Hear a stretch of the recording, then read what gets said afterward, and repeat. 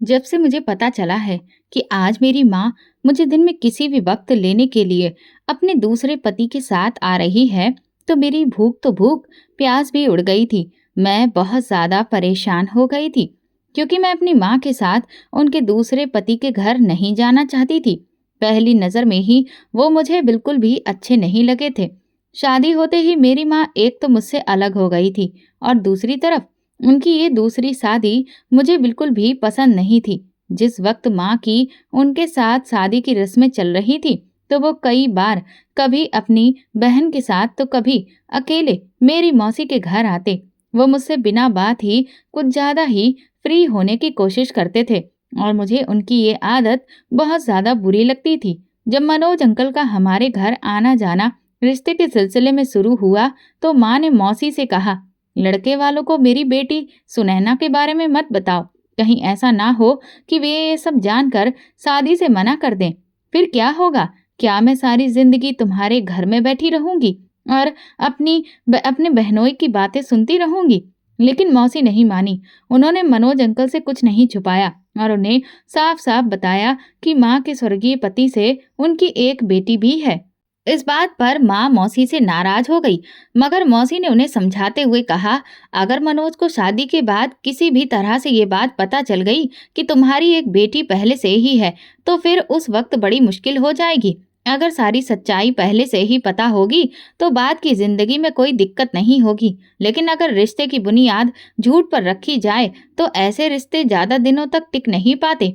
माँ ने मौसी को टोक कर जवाब दिया, शादी के बाद मैं सब संभाल लूंगी, तुम क्यों फिक्र करती हो? इस पर मौसी झुंझलाकर बोली, पता नहीं तुम कब समझदार बनोगी अनीता। तुम मुझसे उम्र में बड़ी हो, लेकिन कभी कभी बच्चों के जैसी बातें करती हो। चलो मान लिया कि तुम्हारा होने वाला पति बहुत बड़े दिल का मालिक है, लेकिन क्या तुम अपने बहनोई को नहीं जानती? वो कितने छोटे दिल वाले इंसान हैं। जब से तुम यहाँ पर आई हो, उनका मूड हर वक्त खराब रहता है। तुम दोनों की वजह से मुझे सुबह शाम कितने ताने सुनने पड़ते हैं। ये सब तुमसे छुपा हुआ तो नहीं है। अगर बच्चों की जिम्मेदारी मेरे सिर पर ना होती, तो मैं भी कब का इस पति को छोड़कर चली गई होती। मौसी ने आगे कहा, लेकिन तुम मुझे बताओ, आखिर 5 बच्चे लेकर मैं जाऊं तो कहाँ जाऊं? मेरी तो इस इंसान के साथ किस्मत ही फूट चुकी है, इसलिए मजबूरन गुजारा करना पड़ रहा है। लेकिन सच्ची बात कहूँ, बुरा मत मानना, तुम्हारी शादी हो जाए तो अपनी बेटी को भी अपने साथ ही रखना। मैं उसे अपने घर में हरगिज नहीं रख सकती। अब मैं अपने पति की बातें और बर्दाश्त नहीं कर सकती। तुम जानती हो कि जब वो गुस्से में आते हैं, तो किसी भी बात का लिहाज नहीं करते।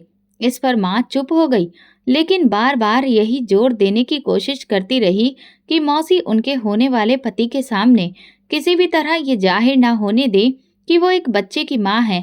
लेकिन मौसी ने माँ की एक ना चलने दी और साफ शब्दों में उन्हें बता दिया कि मैं अनीता की बेटी हूँ। इस बात पर मेरी मम्मी बहुत ज्यादा बिगड़ गई, लेकिन मौसी ने मम्मी को साफ साफ कह दिया था, जो आदमी सच में तुमसे रिश्ता जोड़ना चाहता है, वो तुम्हारे साथ साथ तुम्हारी बेटी को भी अपनाएगा। अगर ये आदमी तुम्हें अपना सकता है, तो तुम्हारी बेटी को भी अपनाना चाहिए। दरअसल मौसी बार बार ये बात इसलिए कह रही थी, क्योंकि मौसा जी अब हमें अपने घर में रखने के लिए बिल्कुल भी तैयार नहीं थे। पिताजी के मरने के बाद हमें मौसी के घर में रहते हुए लगभग 2 साल हो चुके थे, और इन 2 सालों में मैंने और माँ ने एक दिन भी चैन की सांस नहीं ली थी।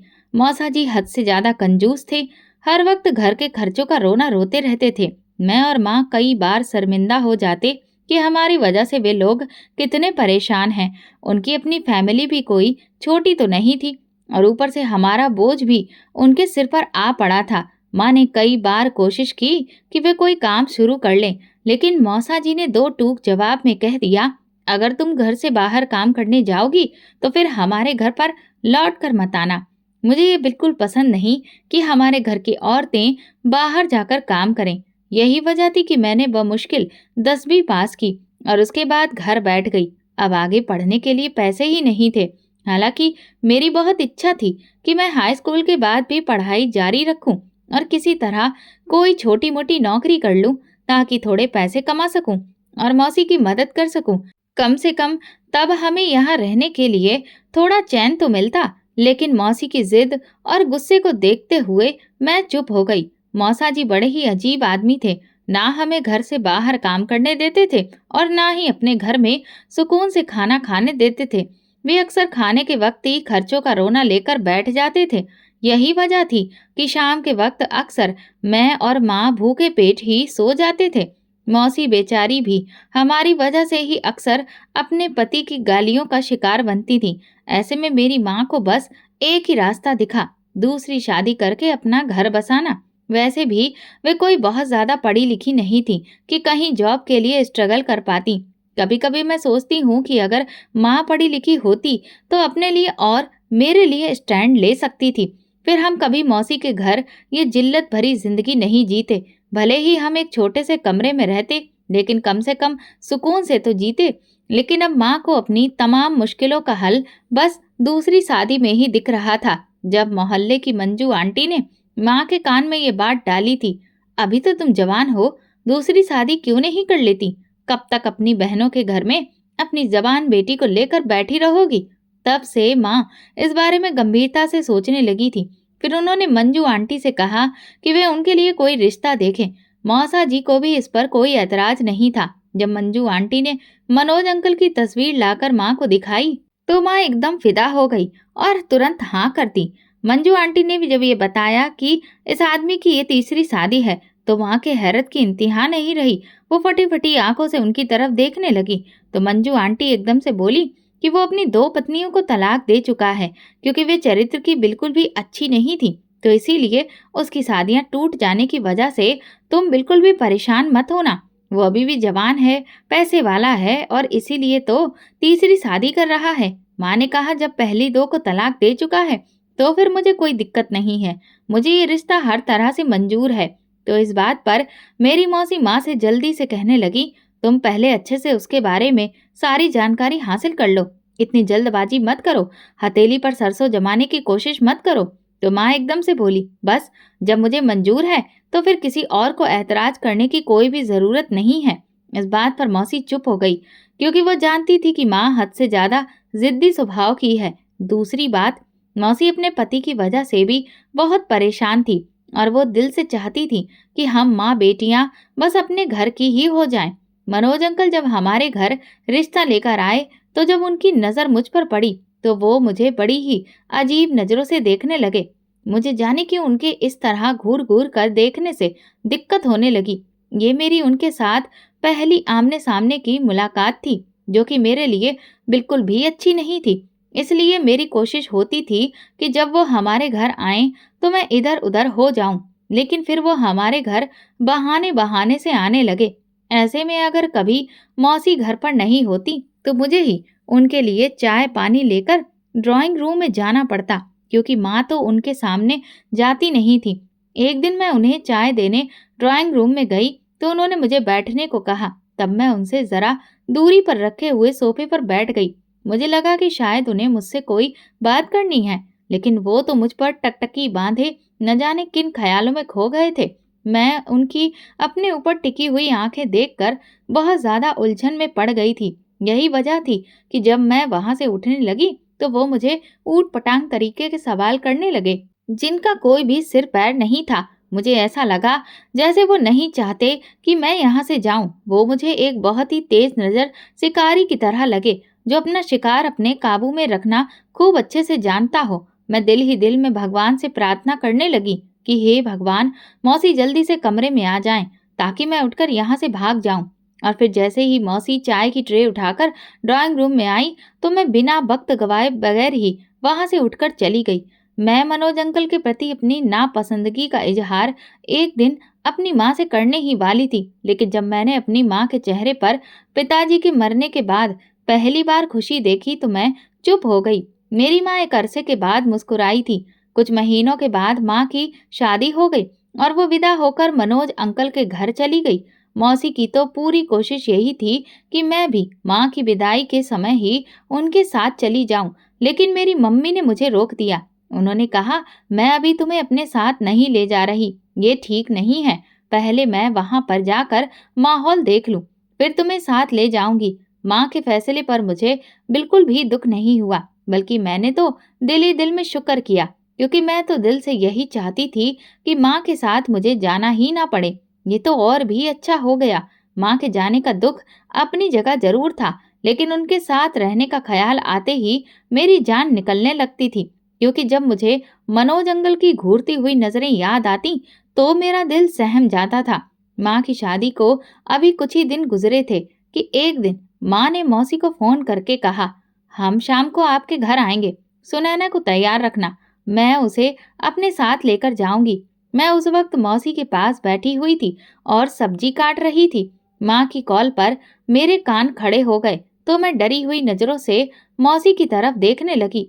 मुझे दिन रात ही डर लगा रहता था कि माँ मुझे एक न एक दिन अपने साथ लेने के लिए आएंगी, और मेरा यह अंदेशा बिल्कुल सही साबित हुआ था। जब मौसी ने कॉल बंद की और मुझे मेरी माँ का संदेश सुनाया तो मेरा दिल धक धक करने लगा।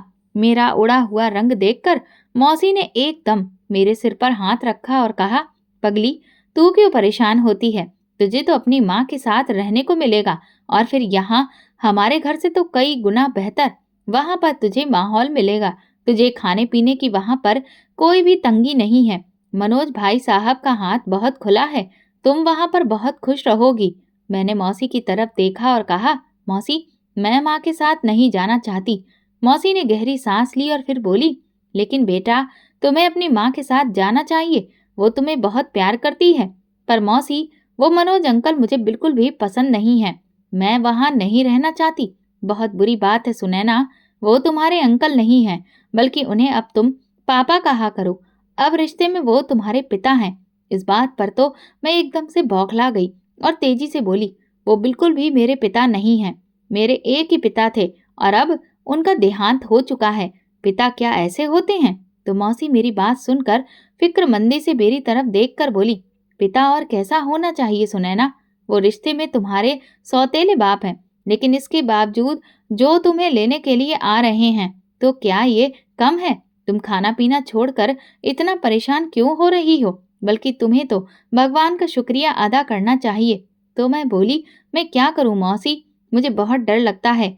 मौसी ने कहा, अरे, इसमें डरने वाली क्या बात है? तुम बिना बात अपने दिल में डर को बैठा रही हो। मैंने कुछ सोचा और फिर कहा, अच्छा, अगर मैं कभी आपकी तरफ आना चाहूं तो क्या मैं आ सकती हूँ? इस बात पर मौसी एकदम से मुस्कुराकर बोली, क्यों नहीं आ सकती मेरी जान? मेरे घर के दरवाजे तुम्हारे लिए हमेशा के लिए खुले हैं। जब तुम्हारा दिल करे जरूर आ जाओ। वहां जाने का मतलब ये तो नहीं है कि मौसी के घर का दरवाजा बंद हो जाएगा। मैं हमेशा तुम्हारे साथ हूँ।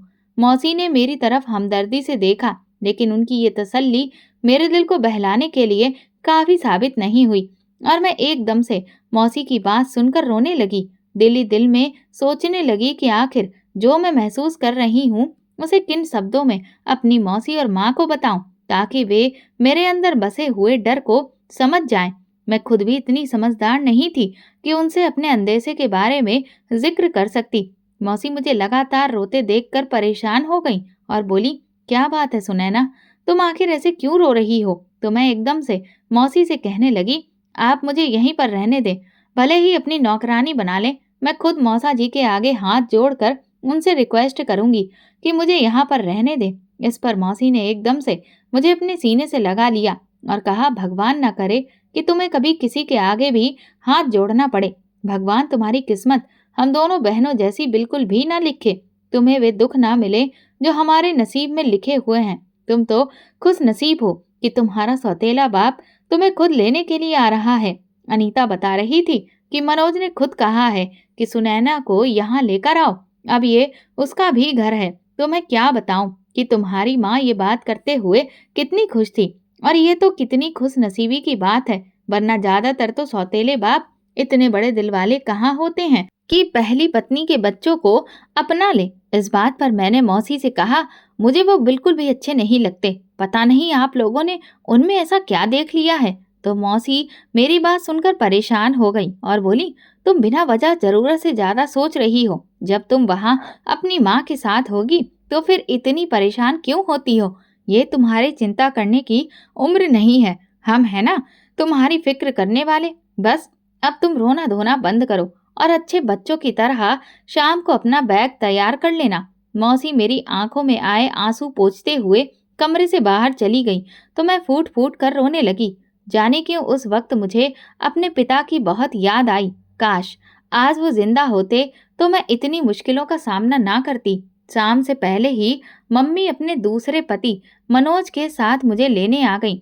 उनके रंग ढंग देखकर मैं और मौसी हैरान रह गए थे।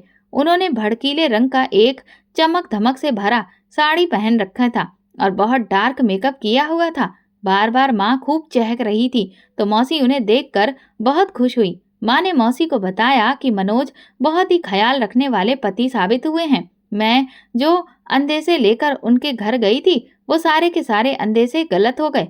अब आप यहाँ से ही अंदाजा लगा लें कि वो मुझसे शादी करने के दूसरे दिन ही कहने लगे, सुनैना को यहाँ लेकर आ जाओ, वहां तुम्हारे बिना वो बेचारी परेशान हो रही होगी। माँ बात करते करते बार बार कनखियों से मेरी तरफ देखने लगी तो मैंने अपना मुंह दूसरी तरफ कर लिया। मौसी तो माँ की बातें सुनकर बहुत निश्चिंत हो गई और फिर वो चाय बनाने के लिए किचन में चली गई। तभी माँ मेरे पास आकर बैठ गई। हाँ तो सुनैना, तुमने अपना बैग पैक किया या नहीं? हम ज्यादा देर यहाँ पर नहीं ठहरेंगे। मनोज को एक जरूरी काम से कहीं जाना भी है। इस बात पर मैं झुंझलाकर माँ से बोली, माँ आप मुझे लेने क्यों आ गई? मैं यहाँ बिल्कुल ठीक थी। माँ ने मेरी तरफ हैरत से देखा और बोली, ये तुम्हारा घर नहीं है, तुम्हारा घर वहाँ है जहाँ मैं रहती हूँ। फिर वो धीरे से मेरे कान के पास आकर बोली, इस घर में जो हमने वक्त गुजारा है, भगवान वो वक्त किसी दुश्मन पर भी ना दे। कहने को तो ये मेरे भाई बहनों का घर था, लेकिन इन्होंने हमें हर वक्त सूली पर ही लटकाए रखा था। अब जब हमें सच्चे मायने में अपना खुद का घर, अपनी खुद की छत मिल गई है, तो तुम इतनी परेशान क्यों हो और ऐसी जगह पर रहने के लिए क्यों मरी जा रही हो जहाँ हर पल दम घुटता रहता है। मैं तो स्तब्ध रह गई। मुझे समझ नहीं आ रहा था कि मैं अपनी माँ को कैसे समझाऊं कि कम से कम यहाँ पर मौसा जी मुझे मनोज अंकल की तरह गंदी नजरों से तो नहीं देखते। ज्यादा से ज्यादा क्या है, गुस्सा ही तो करते हैं। वो तो मैं सह लेती हूँ, लेकिन गंदी नजरों को कैसे बर्दाश्त किया जा सकता है। मगर मैं जानती थी कि माँ को ये सब समझाना बिल्कुल फिजूल है, क्योंकि एक तो मुझे उन्हें समझाना ही नहीं आ रहा था और अगर कच्चे पक्के लफ्जों में मैं उन्हें बता भी देती तो वो मेरी बात नहीं समझती, क्योंकि वो अभी मनोज अंकल के नाम की माला जप रही थी और उन्हें अभी मनोज अंकल के अलावा कुछ भी सुहाना नहीं लग रहा था। यहाँ तक कि मेरे चेहरे पर आई फिक्रमंदी पर भी वो सतर्क नहीं हुई। चाय पीते ही माँ ने मुझसे कहा, चलो सुनैना, अब हमें निकलना चाहिए। तो मैंने आखिरी बार कोशिश करते हुए फिर माँ को इनकार करना चाहा और आंसू भरी नजरों से मौसी की तरफ देखा, लेकिन मौसी ने अपनी नजरें मुझसे फेर लीं, जो इस बात का सबूत था कि वो मुझे यहाँ रखना नहीं चाहती। तो मैंने खुद को भगवान के हवाले कर दिया और माँ के साथ मौसी के घर से निकल आई। सामने मनोज अंकल गाड़ी लेकर आए हुए थे। वो गाड़ी खुद ड्राइव कर रहे थे तो माँ उनके साथ वाली सीट पर जाकर बैठ गई, जबकि मैं गाड़ी की बैक सीट पर जाकर अभी बैठी ही थी कि फौरन फ्रंट मिरर से दो घूरती हुई निगाहें मुझ पर जम गईं। कैसी हो सुनैना? एक शैतानी मुस्कुराहट के साथ उसने मुझसे पूछा तो मैं परेशान हो गई। मैंने धीरे से कहा, ठीक हूँ, और गाड़ी की विंडो से बाहर देखने लगी। गाड़ी चल पड़ी थी, लेकिन अचानक गाड़ी के फ्रंट मिरर पर मेरी नजर जब पड़ी तो मैंने देखा मनोज अंकल मुझे बार बार देखे जा रहे थे। उनका इस तरह से मुझे बार बार देखना बहुत ज्यादा बेचैन करने लगा। मेरे दिल की धड़कनें तेज हो गईं। मैं लगातार उनके इस तरह ताड़ने पर सख्त होकर सोचने लगी कि अभी इस आदमी का ये हाल है तो घर जाकर क्या होगा। मैंने तसल्ली देते हुए खुद को संभालने की कोशिश की, लेकिन बुरी तरह से नाकाम हो गई। मगर सच कहूँ तो मेरा दिल अब उस इंसान को इज्जत देने के लिए बिल्कुल भी तैयार नहीं था। जब हम घर पहुंचे तो मेरे दिल को झटका लगा। ये काफी पुराना घर था जो बड़ा ही अजीब सा बना हुआ था। इस पूरी तरह से बंद घर को देखकर मेरा दिल भी घबराने लगा। हालांकि मेरी माँ बहुत खुश नजर आ रही थी।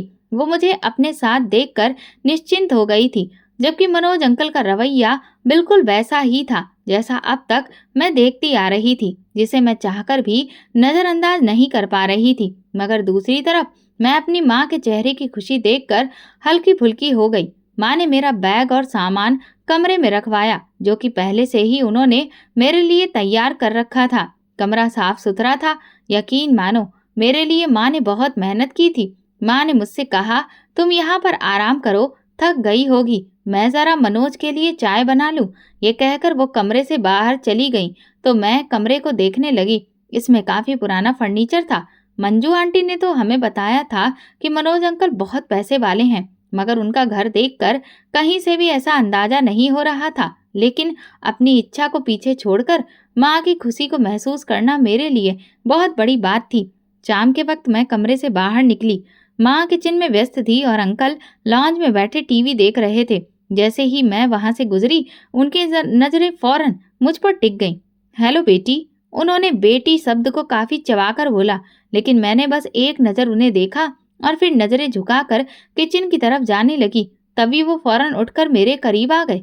यहाँ तुम्हें कैसा लग रहा है? उन्होंने धीमी आवाज में पूछा। जी अच्छा, मैंने नजरें झुकाकर जवाब दिया और जल्दी से पलटने की कोशिश की, लेकिन वो एकदम और करीब आ गए। घबराओ मत, ये तुम्हारा घर है, आराम से रहो, मुझे भी अपना ही समझो। उन्होंने मेरे कंधे पर हाथ रखा और हल्का सा दबाया तो मुझे अपनी रीढ़ की हड्डी में जैसे सर्द लहर दौड़ती हुई महसूस हुई। मैं तुरंत पीछे हटी और तेजी से किचन की तरफ बढ़ गई, लेकिन उनकी नजरें मुझे अपनी कमर पर महसूस हो रही थी। अपना ध्यान बटाने के लिए मैंने माँ के साथ किचन में हाथ बटाया। फिर जब वापस कमरे में जाने लगी तो मनोज अंकल फिर मेरे रास्ते में आकर खड़े हो गए। तुम कहाँ जा रही हो? उन्होंने बहुत धीरे से पूछा। तो मैं घबरा गई। मैं अपने कमरे में जा रही हूँ, आओ मैं तुम्हें छोड़ देता हूँ। तो मैंने तुरंत कहा, नहीं, मैं चली जाऊंगी। ये कहकर मैं तेजी से उनके पास से गुजर गई, लेकिन उनकी अजीब सी मुस्कान मेरी आंखों के आगे से हट ही नहीं रही थी। कमरे में आकर मैंने दरवाजे को बंद कर लिया और लॉक लगा दिया, लेकिन मेरा शरीर कांप रहा था। ये पहला मौका था जब मैं इतनी शिद्दत से किसी की मौजूदगी में खुद को असुरक्षित महसूस कर रही थी। रात के खाने में माँ ने काफी अच्छी तैयारी कर रखी थी, लेकिन मेरा किसी भी चीज को खाने का दिल नहीं कर रहा था। मैं चुपचाप खाना खाती रही। इस दौरान अंकल ने बार बार मुझसे बात करने की कोशिश की, लेकिन मैं बस हाँ या ना में जवाब देती रही। अचानक मुझे अपने पैर पर किसी का स्पर्श महसूस हुआ।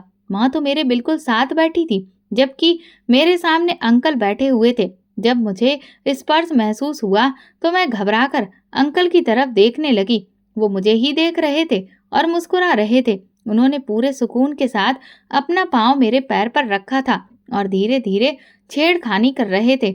मैं जो थोड़ा बहुत खा रही थी, अब वो भी नहीं खाया जा रहा था। अचानक मैं तेजी से उठ खड़ी हुई तो माँ ने चौंक कर मेरी तरफ देखा। क्या हुआ सुनैना, कहाँ जा रही हो?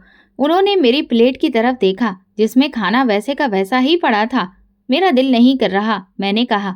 अरे तुम्हारा दिल क्यों नहीं कर रहा? मैंने तो तुम्हारे पसंद का खाना बनाया है। माँ, मेरी तबीयत ठीक नहीं है, मैं आराम करने जा रही हूँ।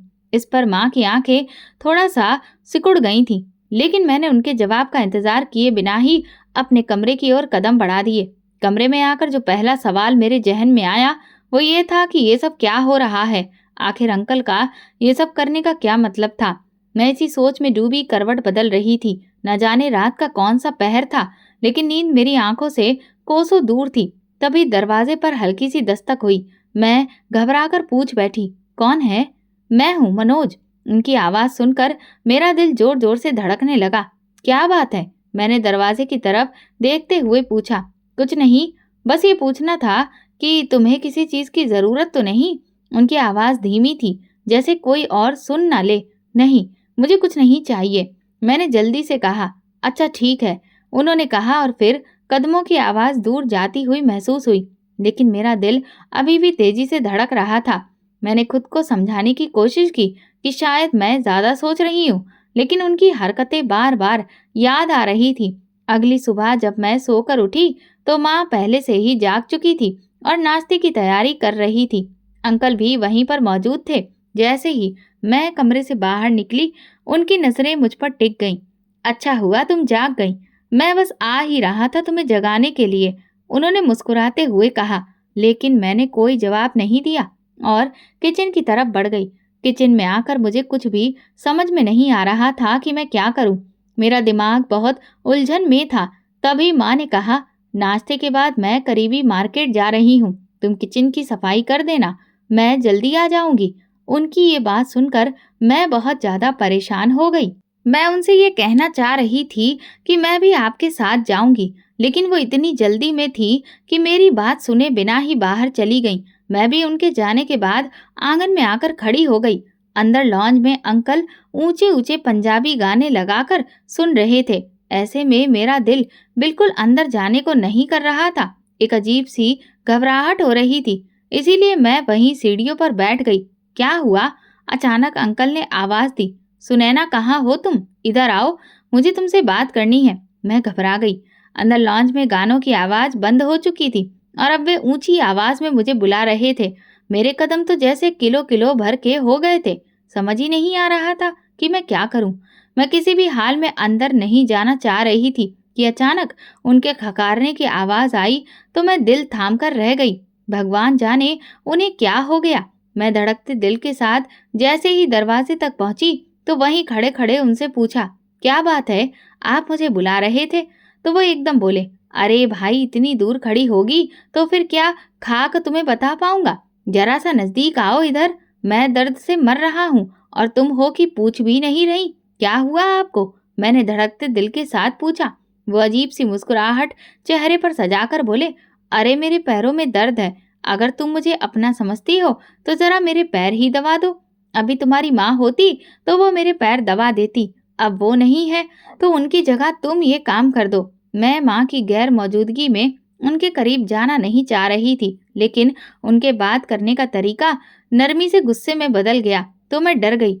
अरे मैं तुम्हें खा थोड़ी ना जाऊंगा, आ जाओ। डरते डरते मैं उनके करीब गई।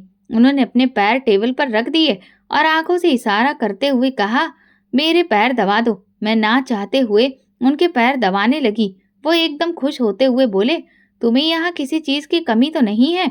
अगर तुम्हें कुछ भी चाहिए तो मुझसे कहा करो। ये कहते हुए वो मेरे और करीब आकर बैठ गए।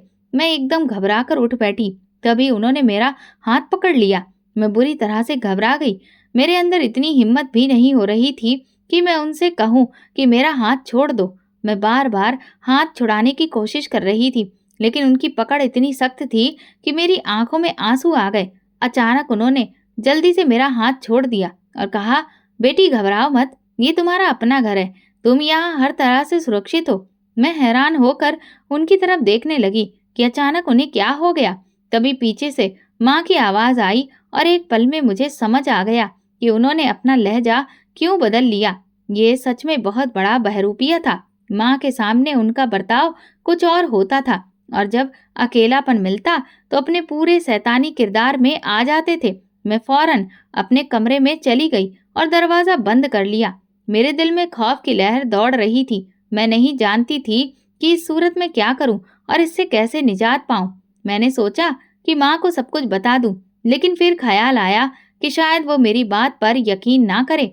अंकल की ये छोटी छोटी हरकतें मेरी जिंदगी को मुश्किल बना रही थी। थोड़ी देर के बाद माँ मेरे कमरे में आई। मैंने रोते हुए कहा, मुझे अकेला छोड़कर मत जाया करो। माँ ने मुझे शांत कराया और कहा, ठीक है, अब मैं जहाँ भी जाऊंगी तुम्हें अपने साथ लेकर जाऊंगी। मैं निश्चिंत हो गई। इस दौरान मेरी बस यही कोशिश रहती कि अंकल की मौजूदगी में अपने कमरे में ही मैं रहूं, लेकिन जब वो घर से बाहर होते तो मैं तुरंत माँ के साथ घर के कामों में मदद करने लगती। एक दिन अंकल ने माँ से कहा कि उन्हें कारोबार में बहुत नुकसान हो गया है, इसलिए घर के खर्च चलाने के लिए उन्हें कहीं नौकरी करनी पड़ेगी। माँ परेशान हो गई और बोली, मेरी तो पढ़ाई लिखाई भी कुछ खास नहीं है और ना ही मुझे कोई खास हुनर आता है, मैं क्या नौकरी करूंगी? इस पर अंकल बोले, इसमें पढ़ाई लिखाई या हुनर की कोई जरूरत नहीं है। ये एक अचार की फैक्ट्री है और तुम्हें बस वहां पर पैकिंग करनी है। ये कोई मुश्किल काम नहीं है। हफ्ता 10 दिन में सारा काम तुम सीख जाओगी। माँ खामोश हो गई, लेकिन मैं परेशान थी। जैसे ही अंकल घर से बाहर निकले, मैंने माँ से कहा, माँ, आप जहाँ भी नौकरी करने जाएं, मुझे भी अपने साथ ले जाइए। मैंने गुस्से में कहा तो माँ परेशान हो गई। ठीक है, कल तुम भी मेरे साथ चलना, उन्होंने कहा। अगले दिन जब अंकल माँ को फैक्ट्री छोड़ने जा रहे थे तो मैं भी साथ चल पड़ी। इस पर अंकल ने गुस्से से माँ की तरफ देखा और बोले, इसको किधर लेकर जा रही हो? माँ ने कहा, ये अकेले कैसे रहेगी? इस पर वो माँ पर बिगड़ गए। ये घर है मेरा, तुम्हारे बहनोई का तबेला नहीं है कि इसमें रहते हुए तुम्हारी बेटी डर जाएगी। और वैसे भी फैक्ट्री में वही लोग जाते हैं जिन्हें काम करना होता है, उनके साथ किसी और को अंदर जाने की इजाजत नहीं होती। माँ ने कहा, ठीक है, ये भी फैक्ट्री में काम कर लेगी, इसे घर में बैठकर बोरियत ही तो होती है। अंकल एकदम बोले, कोई जरूरत नहीं है इसे फैक्ट्री में काम करने की। वैसे भी मैंने कौन सा तुमसे सारी जिंदगी काम करवाना है, बस कुछ महीनों की बात है, मेरा कारोबार फिर से जम जाएगा तो तुम घर में बैठकर राज करना। माँ खामोश हो गई, क्योंकि वो जानती थी कि अगर ज्यादा बहस की तो उनके पति का मूड इतना खराब हो जाएगा कि लेने के देने पड़ जाएंगे। वो उनके साथ चुपचाप चली गई, जबकि मैं ये सोचकर परेशान थी कि अब मेरा क्या होगा। जब माँ फैक्ट्री चली जाती तो अंकल अक्सर बहाने से मुझे अपने कमरे में बुलाते। कभी कहते कि सिर में दर्द है, कभी कहते कि पैर दबाओ। वो हर वक्त मेरे आसपास ही घूमते रहते। जब उन्हें एहसास हुआ कि मैं शिकायत नहीं करती तो वो और भी ज्यादा दिलेर हो गए। अब तो बिना किसी झिझक के मेरे पास आते और बेशर्मी से बातें करने लगते। अब उनकी बदतमीजी हद से ज्यादा बढ़ने लगी थी, जो मेरे लिए बर्दाश्त करना बहुत ज्यादा मुश्किल ही हो रहा था। मैं आखिर कब तक उन पर पर्दा डालती। एक दिन मैंने फैसला किया कि मुझे अब माँ को सब कुछ बता देना चाहिए। आखिर मैं उनके पति की गलत हरकतों को क्यों छुपाऊं, बल्कि उन्हें साफ साफ बता दूंगी कि आपको फैक्ट्री में भिजवाने के बाद ये आदमी सारा दिन घर में बैठा रहता है और मुझे परेशान करता है। शायद ये सब जानने के बाद माँ कोई बेहतर फैसला करने की स्थिति में आ जाए। इसलिए मैं माँ का बेसब्री से इंतजार करने लगी। जब वो शाम को लौटी तो मैंने मौका देखकर माँ को सारी बात बता दी। माँ ने पूरी गंभीरता के साथ मेरी सारी बातें सुनी और गहरी सोच में डूब गई। फिर उन्होंने मौसी से बात की और कहा, सुनैना को आप अपने घर में रख लीजिए। लेकिन मौसी ने दो टूक अंदाज में माँ को मना कर दिया और कहा, तुम माँ बेटियां अब अपने मामलों को खुद ही सुलझाओ, मैं पहले ही बहुत परेशान हूँ। उन दिनों मौसा जी का एक्सीडेंट हो गया था और टांग टूटने की वजह से वे चारपाई पर ही पड़े रहते थे। आजकल तो उनका गुस्सा सातवें आसमान पर था। वे अपनी लाचारी की वजह से मौसी को मार तो नहीं सकते थे, लेकिन जरा जरा सी बात पर उन्हें गालियां देते थे और उन पर खूब गुस्सा निकालते थे।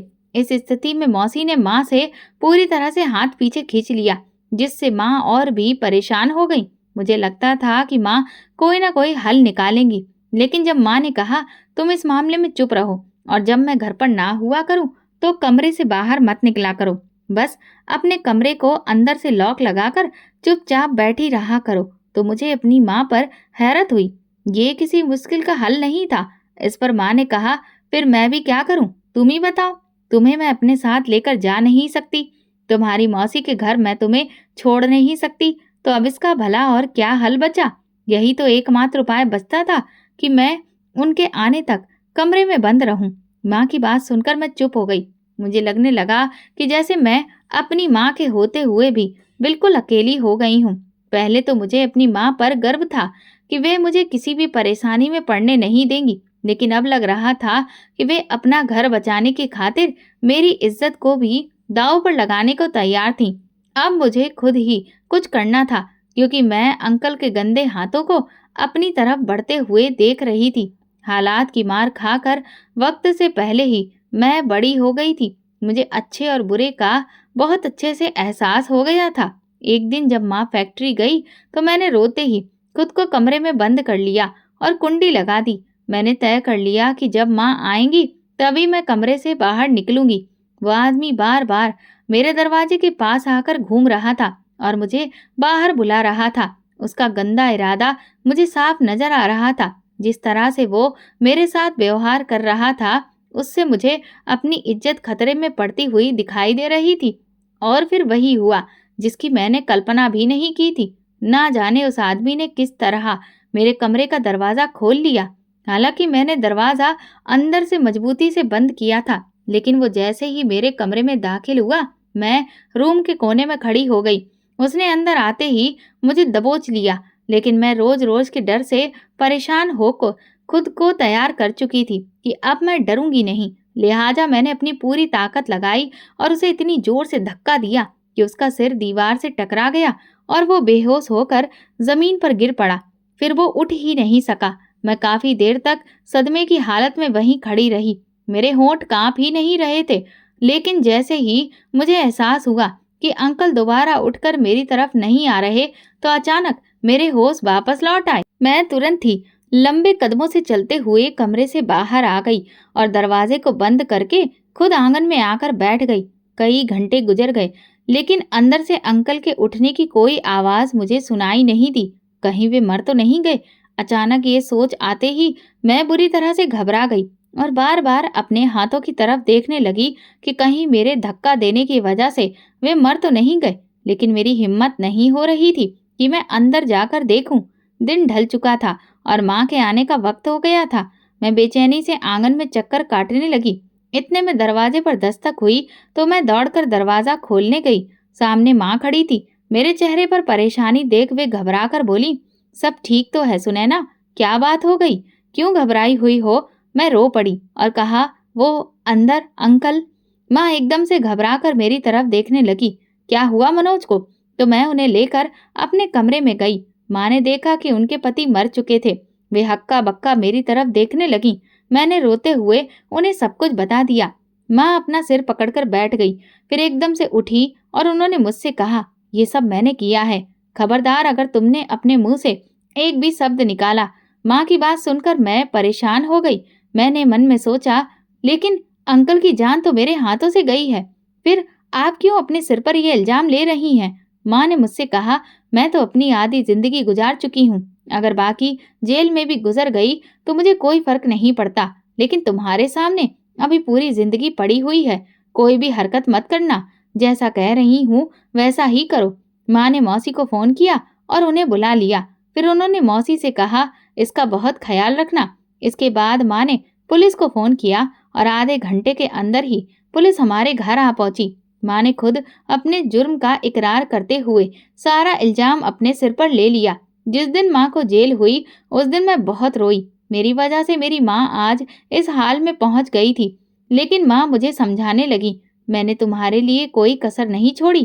काश मेरी आंखों पर पट्टी ना बंधी होती तो तुम उस दरिंदे के हाथों इतनी परेशान ना होती। माँ को बहुत पछतावा था, लेकिन अब कुछ नहीं हो सकता था। मैं पलटकर मौसी के घर चली गई, क्योंकि उनके अलावा इस दुनिया में मेरा और कोई ठिकाना नहीं था। मैंने मन में सोचा कि मैं अनाथालय चली जाऊं, लेकिन मौसी ने मुझसे कहा, अनाथालय में तो लड़कियों की इज्जत और भी ज्यादा असुरक्षित होती है, इसलिए मैं तुम्हें वहां छोड़ने का कोई भी जोखिम नहीं ले सकती। बस अगर तुम्हारे मौसा जी तुमसे कुछ भी कहें तो अपने कान बंद करके जिंदगी गुजारने की कोशिश करना। और फिर मैंने ऐसा ही किया।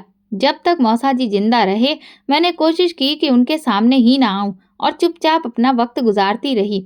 लेकिन उनकी मौत के बाद मेरी जिंदगी में जैसे एक सुकून आ गया। मौसी ने घर का खर्च चलाने के लिए पास की फैक्ट्री में नौकरी कर ली और मैंने भी घर के पास एक स्कूल में टीचिंग शुरू कर दी। मेरी और मौसी की आमदनी से घर का खर्च अच्छे से चलने लगा। साथ ही मैंने अपनी पढ़ाई भी जारी रखी, क्योंकि मैं चाहती थी कि पढ़ लिख कर अपने पैरों पर खड़ी हो जाऊं। जिंदगी मेरे लिए फूलों की सेज नहीं थी और ना ही मैंने अपनी जिंदगी में कोई उम्मीद बांधी थी कि कोई आएगा और मुझे इन मुश्किल हालातों से निकालेगा। मुझे जो भी करना था खुद ही करना था। इसीलिए मैंने अपने मन को तैयार कर लिया कि अब मुझे किसी से नहीं डरना और बस आगे बढ़ते रहना है। इस भागती दौड़ती जिंदगी में अगर कभी माँ की याद बहुत ज्यादा सताती तो मैं उनसे मिलने जेल चली जाती। एक दिन जब मैं उनसे मिलने गई तो अचानक माँ की दर्दनाक चीखें मेरे कानों में पड़ी। मैं तुरंत घर आ गई, क्योंकि वेटिंग रूम के पास ही माँ की सेल थी और मैं उनकी आवाज हजारों में भी पहचान सकती थी। मैं एकदम से उठकर खड़ी हो गई और ड्यूटी पर खड़े कांस्टेबल से मिन्नतें करने लगी कि मुझे मेरी माँ के पास ले चलो। मेरी आवाज में इतना दर्द था कि कांस्टेबल ने मुझे रोता देखकर मेरी मदद करने के लिए हामी भर दी। फिर वो मुझे लेकर उस सेल के पास आया जहां मेरी माँ बंद थी। जैसे ही मैं सेल के अंदर गई तो मुझ पर कयामत टूट पड़ी। माँ दर्द से करा रही थी और इस पीड़ा को सहकर उन्होंने एक चांद से बेटे को जन्म दिया था। अब वो एक बेटे की माँ बन चुकी थी। ये बच्चा माँ और मनोज अंकल का था, लेकिन माँ को अब मनोज और उसकी याद दिलाने वाली हर निशानी से नफरत हो गई थी। यही वजह थी कि उन्होंने उस बच्चे की तरफ देखना भी गवारा नहीं किया।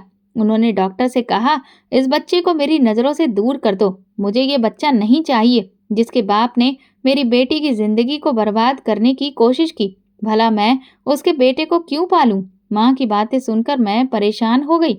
मैंने उन्हें समझाने की कोशिश की। माँ, इस मासूम बच्चे का क्या कसूर है? माँ मेरी तरफ देखकर रोने लगी। किसी का कोई कसूर नहीं है, बस मेरे फैसले ही गलत थे। मैंने अपनी जिंदगी भी बर्बाद की और तुम्हारी भी। मैंने उन्हें तसल्ली दी, माँ सब ठीक हो जाएगा, आप परेशान मत हो।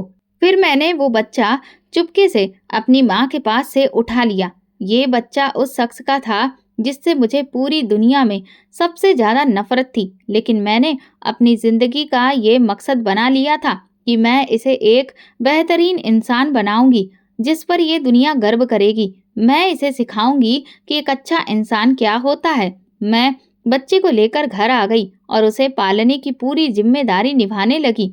माँ की जेल में ही कुछ समय बाद मृत्यु हो गई। उनकी मौत के कुछ महीनों के बाद मेरा एक रिश्ता आया तो मौसी ने चुपचाप मेरी शादी कर दी और मुझे विदा कर दिया। भगवान की दुआ से आज मैं अपनी पढ़ाई पूरी करके अपने पैरों पर खड़ी हूँ। मैं अपनी कहानी से हर लड़की को ये बताना चाहती हूँ कि जिंदगी में अगर मुश्किलें आ भी जाएं तो उनसे घबराना नहीं चाहिए, बल्कि डट कर उनका मुकाबला करना चाहिए। दोस्तों, अगर आपको हमारी कहानी पसंद आई हो तो कमेंट करके ज़रूर बताइए। वीडियो को लाइक करें और ज़्यादा से ज़्यादा शेयर करें। अगर आप चैनल पर नए हैं तो सब्सक्राइब ज़रूर करें और नोटिफिकेशन बेल को दबाएं ताकि अगली अपडेट सबसे पहले आपको मिले। धन्यवाद।